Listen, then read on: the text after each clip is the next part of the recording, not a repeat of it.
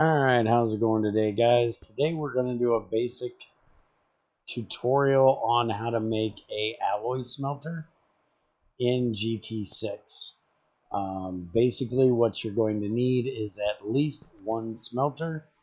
I have two on mine, and the reason for that being that the mixer has a very low input tank, so therefore you would have to make sure you put your base metals in the smelter in a precise amount and precise order,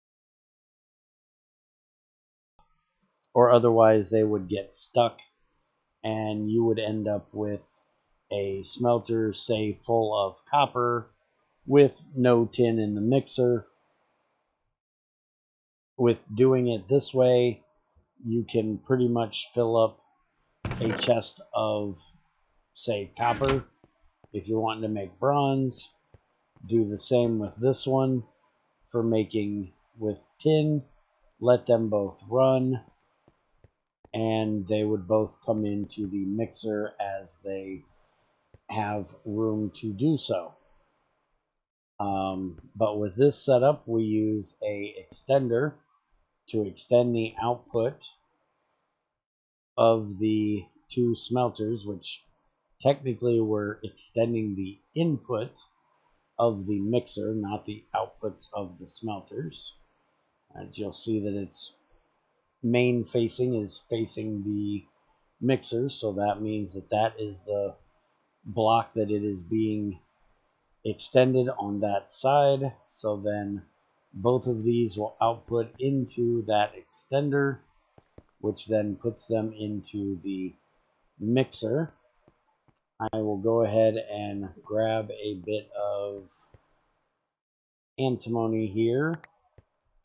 So we will need one of those and 9 tin for this recipe. This is what I use it for, is for my circuits.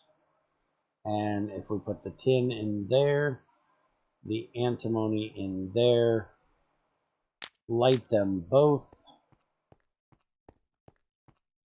and you'll be able to see that they will come into these tanks down here. There's the antimony.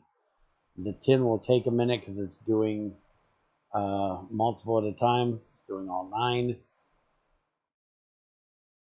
You will need a selector tag inside of it for however many fluids are being mixed together. That's what the selector tag needs to be set to. So for this one, it is 2. It is only doing about 100 liters per operation. So it doesn't do like the whole batch at one time.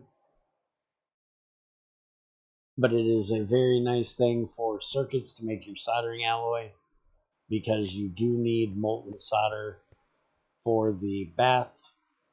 So no reason to mix them together in a crucible and then smelt them down anyways to get them into the bath.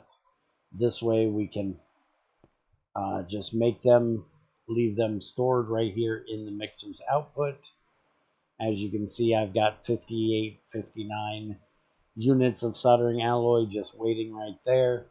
As these tanks may be small, the output tank is not.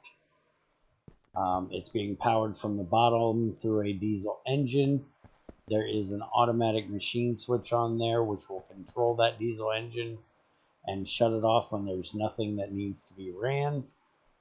The diesel engine's input is through this quadruple pipe here, and then we are actually saving the CO2 that comes out through that pipe there on the bottom.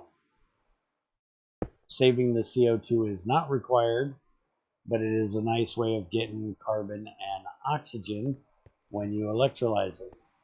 So that is our basic setup for a alloy smelter. Hope you guys enjoy. If you have any questions, let me know, and have a great day.